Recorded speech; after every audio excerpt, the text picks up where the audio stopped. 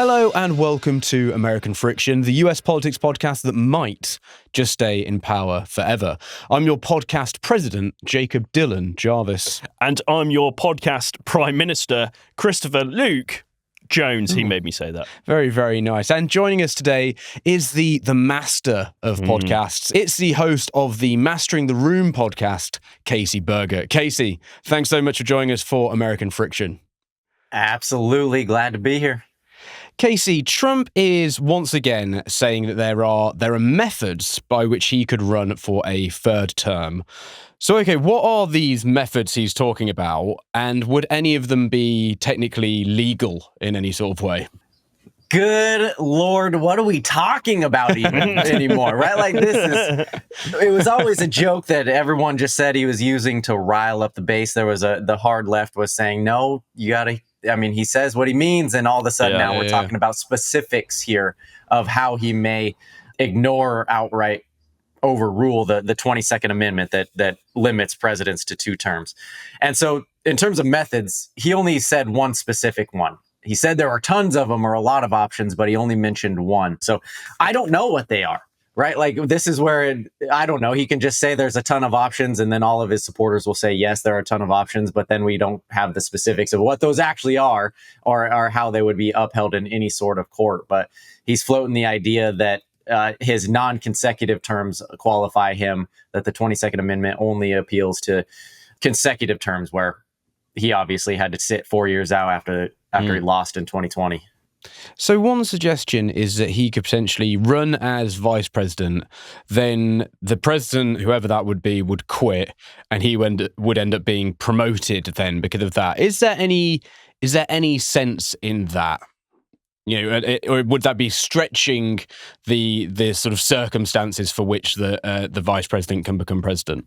Yeah, there's a lot of work doing in that word stretching, right? Like that will stretch it till it snaps. Like this is just an interpretation to fit an end here. So no, there is not an option there to be in the presidential line of succession. And VP is obviously at the top of that list. You have to be eligible to have the job to which you would be promoted. Him, as having already been elected to the office twice, would not be eligible to serve as VP. And if we start going down this rabbit hole, then is Barack going to get off the sidelines and come back in as VP? Can he argue that he is eligible now under the Trump definition of this, that he hasn't served non-consecutive terms now? So I don't know what we're talking about anymore. No, that's not an option, even though it's being floated as a serious one. Would there be any sort of, or is there any sort of precedent for a puppet president of some kind? So say if J.D. Vance won, say, as you say there, that Trump weren't on the ticket because he can't do that, could he have another job, like be the Speaker of the House of Representatives or something like that, and then just kind of shift about where the power lies in that sort of trifecta?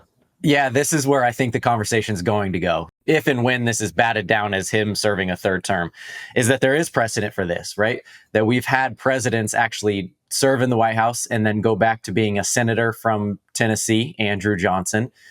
John Quincy Adams, our 6th president, served as president for 1 term and then went back to be a lowly representative from the state of Massachusetts. So yeah, you are still eligible to serve in other elected offices. You're just not eligible to serve in that same elected office. And so that brings up the question of a shadow presidency, especially with the hold that President Trump has on the Republican Party right now. Is there some risk there that he could potentially become more powerful? I don't even need the end of that sentence. Yes, you do. But could he become more powerful than president in a weird way if he were to be Emperor? The shadow? Exactly. Strike me down and I'll become more powerful than you could possibly imagine. Yeah. Although he wouldn't be Obi-Wan, obviously. But I had no idea that reference. I'm not even close. Bit of Star Wars there for you. I'm out. But is there any chance that, he could be, because he would potentially be in charge, but also slightly off the game board, he could potentially be more powerful if he went down that route? Sure. Yeah, theoretically, yes. But if we know anything about presidents, the minute that they're sworn in, they don't like to relinquish any of that power. Even if they promise they would, no, they're not giving it up. Plus, like literally, logistically, militarily, the orders have to come from one person. And so the only the president has access to the codes. Could, of course, a speaker, Trump, pull those puppet strings, maybe. But now we're so far down the rabbit hole, I don't even know if it matters anymore. So yeah, there's absolutely danger in this, but we've also had really high, powerful people, not necessarily former presidents, but informing presidential behavior. And Elon Musk is obviously an example of that right now. Serves no elected office, but has a big sway within the White House. And then other media personalities from Roger Ailes to Rupert Murdoch to even Woodrow Wilson's wife, after Wilson had a stroke, was effectively the president while he was sitting at a closed door room in the White House. She was running shop there. So there's some history of this, but not as a Manchurian candidate type style as we're talking about right now.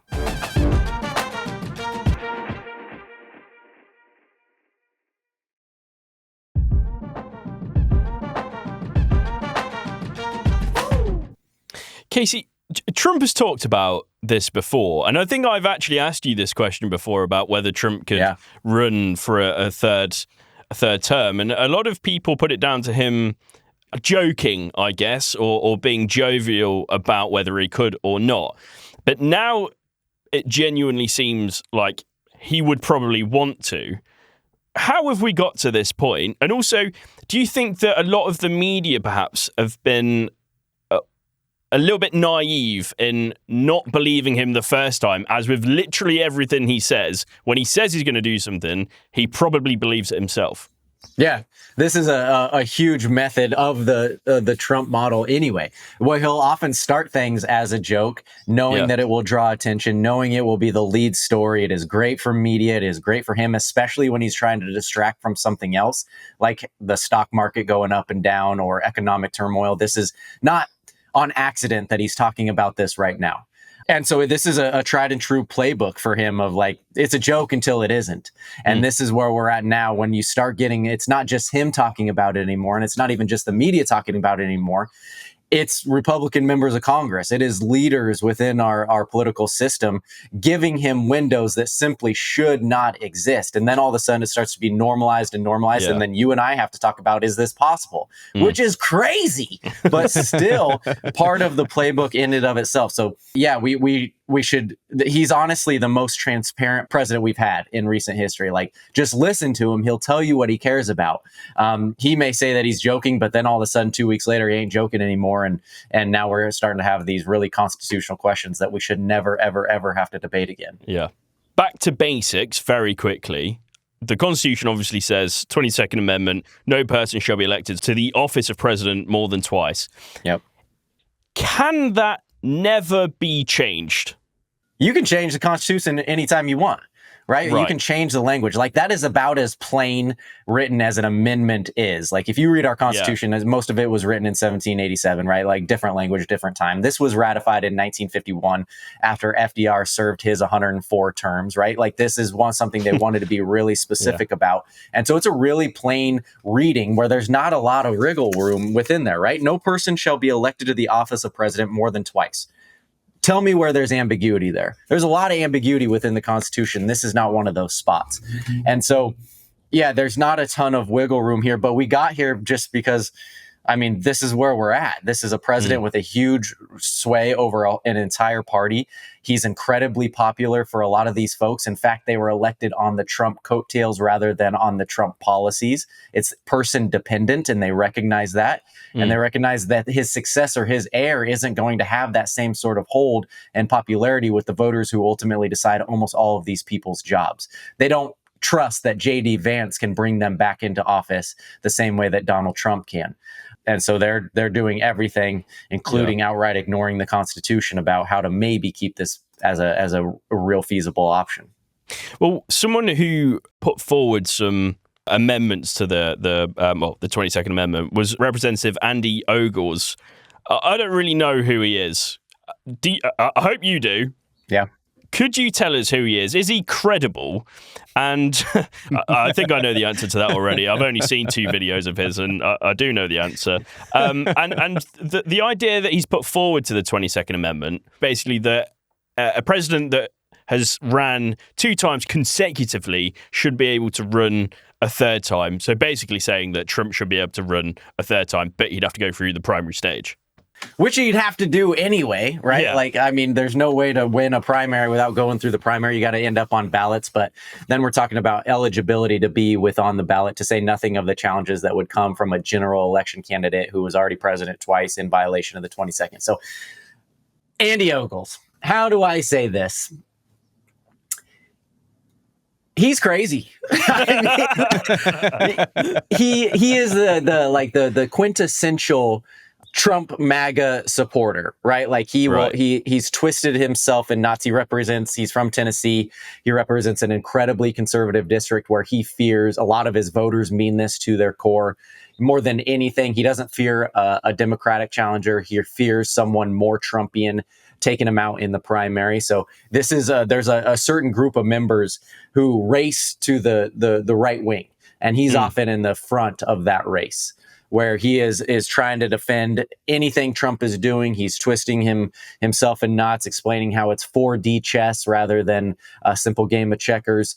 It's not surprising, let's say, that he is out there in media trying to come up with ways of why this isn't a joke and why it's actually feasible and even an intention of the 22nd Amendment. He's MAGA to his core. But also, he's still a representative. And he is putting forward arguments like this to make changes to the 22nd Amendment. I don't have the figures, but I'm pretty sure there are a lot of people who are making the same arguments, basically saying that they believe the Constitution is outdated and needs to be changed. Does that then give some credence or credibility to the fact that when Trump then says these things, the public think, oh, hang on, maybe he is onto something here, and maybe something does need to be changed? Yeah, well, put me in that camp that says the Constitution is outdated and needs updated, right? But now we get to, all right, what's the update? And my update is not throwing out the 22nd Amendment and allowing more terms for presidents, but we can debate that. But the reality is that we can and should change our documents to fit the politics of our time. And sometimes that means that you can get, especially with an incredibly powerful figure that dominates at least half of the country, you can get those changes pursuant to those partisan ends. Just because you want updates doesn't mean you're going to get everything you want. But that's why the framers put in high thresholds for changing these things. You got to pass super majorities within the House and the Senate, something really hard to do. And then you got to get 3/4 of the state legislatures to agree to that ratification too. So that should give you an indication that this 22nd Amendment was incredibly widely supported. That's why they put it in. And now there is definitely not even close to that type of support to throw it out or change it to allow these certain conditions for Trump. It's not a politically feasible option, which is why you are only hearing to talk about not changing the amendment, but reinterpreting the amendment. Is part of it also, or a massive part of it, not being politically feasible because simply a broad majority of the public, whether they're Democratic, Independent, or Republican, just simply wouldn't support changing the 22nd Amendment or the Constitution at all, really, in the way that, say, Trump would want to? 100%. And this is why it's good politics for someone like Ogles, right? Because he knows he's not going to get the change, but he can still be the one in the public basically cheering Trump on, which obviously Trump loves. And this is a way to curry favor with someone who's the most powerful person in politics right now. And so he knows he's not going to get the change. It's really costless. It's kind of hope no, vote yes type of stuff. And you end up just having, it's good political posturing, but this posturing isn't costless, right? Because he's got a lot of supporters that are going to be calling for this. A lot of hard right Republicans are going to be calling for this. So I think too many representatives and people in power treat the posturing as kind of just that it's messaging, that they don't recognize that people will actually update their beliefs on this and then go fight for it and expect it. And when they don't get it, they're going to be pissed. And when we see this pissed, it sometimes, very rarely, but sometimes can end in January 6th. Where this was, again, a lot of messaging stuff that ultimately had downstream effects because people believe the messaging. And it can end up in really, really dangerous spots. And that's why I don't appreciate people knowing better and still calling for changes that they just simply know aren't real. They're not an option.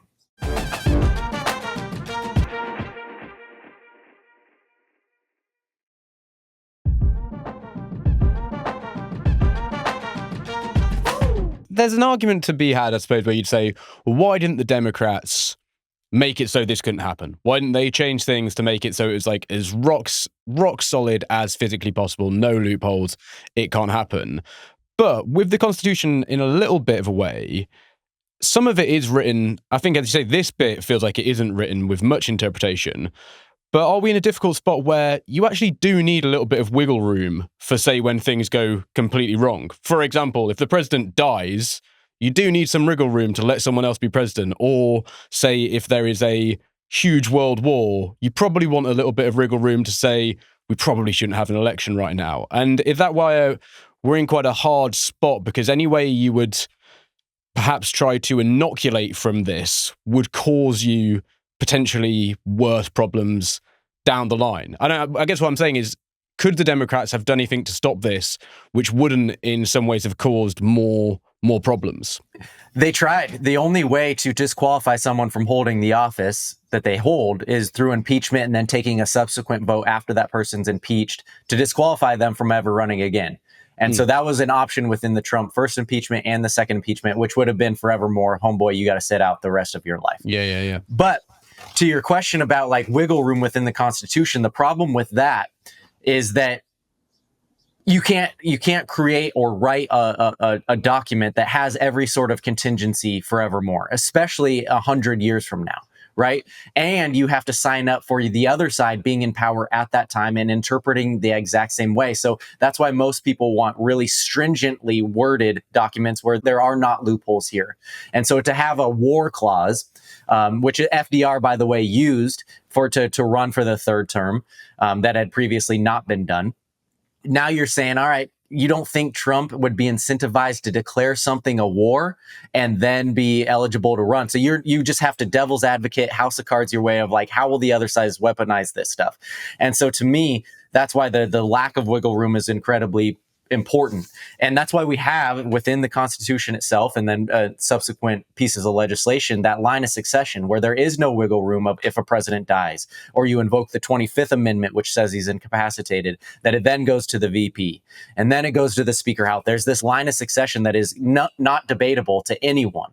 And that is really good, especially in times of chaos where the last thing you need to be doing is talking about or debating or fighting about potentially having wars about who should take over when we know how powerful that position should be. Has anyone ever sort of threatened to do what Trump is doing without good reason? Is FDR basically the only example of running over two? And has anyone else even dared to speak about this? Because to me, it all sounds very un-American for someone who's such a meant to be all-American president. Yeah, one of my heroes did it, Teddy Roosevelt. He served, William McKinley was shot early in his term. Roosevelt was VP. And so he served basically McKinley's whole first term, got reelected in 1904, then came back under a new party in 1912 to try to regain the presidency. So maybe it's just in the last name that Roosevelt's run for a lot of terms, but yeah, there's precedence for this. And it's only American since basically the 50s.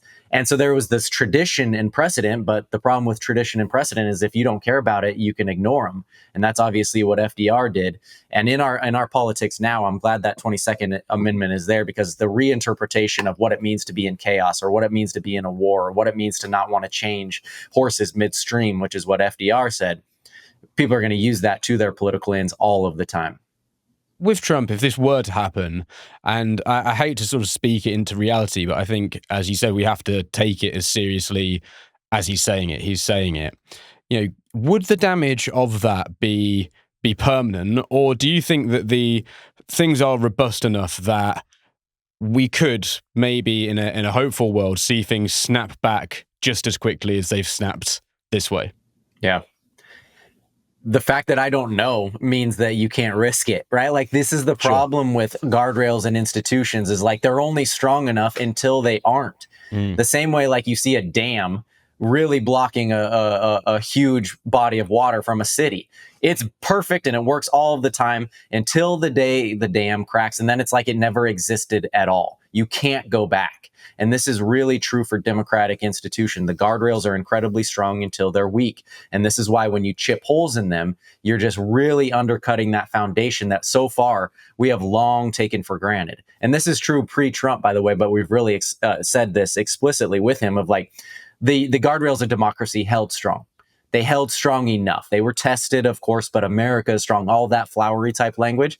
And a big part of me is like, man, y'all don't study history that much, because they always hold until they don't, and then they fail. And you are the history of the world, especially democracies, is littered with those who just make short-term sacrifices for partisan ends and thinking that then they'll come back.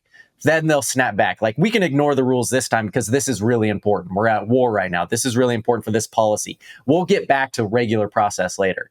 You never do. And the next guy's going to go even harder using your precedent as means for his ends too. And we just got to recognize that it is a tried and true way of how democracies have failed. Finally, Casey, you recently, this is completely off topic, but I really wanted to ask you about it. You had Jim McGovern on Mastering the Room. I just wanted to ask you what your kind of key takeaways from that were. And did he give you any sense that there's a plan? That there's a plan amongst Democrats to fight against all of this, well, this absolute tirade of shit that we've seen come our way? This is actually one of the biggest disappointments of that conversation. So I know McGovern. He's a good rep. Like, you can disagree with him, but he takes his job incredibly seriously. He's been there for a long time. He's committed to it. He is out there in front of the people. Like, this is what I want a rep to do, even if I disagree with almost everything he stands for. But halfway through the interview, and this is when I talked to him, this was at Doge's and Elon's peak of like absolute chaos. We don't know what's coming tomorrow. Yeah. And Democrats really struggling to unite behind an opposition. And I asked him, all I see is Democrats saying we need to stand up and fight. Now tell me what the fight actually means. And no, he just kept saying we vote against him. I'm like, that's what any minority does. That's just what they do. Like, you can't count that as fighting. That's baked into the equation now. And so I was like, all right, what's next? What other fight are you doing? He's like, show up to town halls. I'm like, you do that anyway. Like, he kept saying things that like are normal causes of business.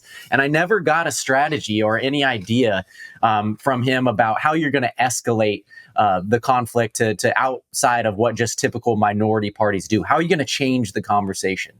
There wasn't a message there.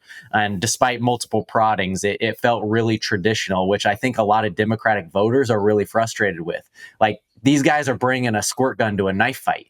And this is why Republicans, they're really, really good at this, because they're going to escalate things. And Democrats, simply because they hold on to these institutional norms or think that there's just a better, more humane way of doing business, they haven't really responded to the moment. And so far, at least from him, and he's pretty higher up in leadership offices, like, I didn't get a strategy from him. Just to tie that back to our broad conversation and the Trump third term topic, do you have a sense that Democrats basically, at least Democratic leadership and the institutional Democratic Party, they seem to assume that everyone wants normal because they think normal is good? Yeah. And are they maybe just completely wrong there? There just seems to still be this sort of sense of security, like, well, no one wants it to be fucking crazy. Yeah. And actually, maybe quite a lot of people do want it to be crazy. Yeah. I think this is something really true, and even what's different from 4 short years ago, where Biden really ran on a return to normalcy, and that landed. But the problem with campaigns, and Democrats are more vulnerable to this than Republicans, is that it's a copycat league. That you usually, whatever worked last time, let's just run it back. Let's run it back, even the same messaging, right? Like, it worked before, it must work again. But the problem is this, especially when your campaign is built on that guy's scary, that guy's a threat, that guy is going to challenge things. You can't ring that alarm bell every single time and feel and expect it to be heard the same exact way with the same sense of urgency. And so they didn't update their model. The threat is still the same, obviously, but even how people interpret that, like when you say there's going to be fire every single day if that guy's elected, and they show up on day one and there's just small fires, or you're not paying attention, like it's not as urgent as people were told that it was. That means that message isn't going to work anymore. And so, yeah, it's not an updated strategy where they're not turning the page because they expect people to just see it. If they just expose it more, they're going to reject it. I don't think that's true. I think there's enough voters out there who literally like the entertainment value of this, like the chaos is just entertainment, that it's more fun, it's more entertaining. Like, he's funny, I want him on camera, the same way I watch bad reality TV sometimes. And there's just to ignore. We can wish it were different. That's great, but that doesn't win you votes. So you got to meet people where they are and try to get a message out there that affects their everyday lives. This is the final question. No, keep it going. Promise. I promise this is the last one. The last guest we had on American Friction announced her run for Congress. Do you fancy it? Me in Congress? Yeah. I would lose so fast. No. I would. Why? Because I get too honest. Like, I would bash my head against the wall all the time, where I would literally, the biggest thing that bugs me about politicians, and I'm amazed that I've lasted this long, is when they know better. Like when they are speaking to a camera and then they'll turn to someone on the private, and I'm lucky enough to talk with some of these people where they'll be like, I can't believe I have to say this shit. And I'm like, then why do you say this shit? Like, it does not compute to me. Like, is it worth it to have, to be separated from your family 6 months out of the year to make $175,000 and go into debt, ask everyone for millions of dollars just so you can do it again in 2 years and go to sleep at night being like, man, I wish I didn't have to do that. Like, that sounds like a bad existence to me. So to answer your question, maybe. Ooh, maybe. Well, maybe, Casey, you could be the change that America needs. Who knows? I would lose immediately. I don't know, Casey. You're wearing a cap today, but without the cap, you've got the Kennedy hair. You can have the look. There's been 19 Kennedys that lost since JFK. Like, this is what I'm talking about. Casey, it's always an absolute pleasure. Thanks for joining us for American Friction. Anytime. You guys are the best. We are. Chris, you're the best. Thank you very much. I am. And Tommy's sitting in today, not Simon. So thank you, producer Tom. Thanks, Tommy. Tommy, you have to say thank you. No, don't just wave. Say thank you. Thank you. And I would vote for you, Casey. Mean it. You have to mean it. And listeners, I was going to say I'd vote for you as well, but I don't know, actually. There's quite a lot of you, and I'm sure I'd be putting my neck out to say I'd vote for all of you. So as a friend, yeah, I'd vote for you, but I'd probably think about it. Thank you very much for listening to American Friction. If you want to help us to keep having conversations with people such as Casey, remember that you can back us on Patreon. Go to patreon.com/American Friction. There's a link in the show notes. You'll get episodes ad-free, and there's also a chat community if you pay for our £5 and above tier. If you can't support us financially, we totally get that, but if you could go and rate and review us and subscribe wherever you're listening to the podcast, we'd really appreciate it. I'm Jacob Jarvis. Thank you very much for listening to American Friction.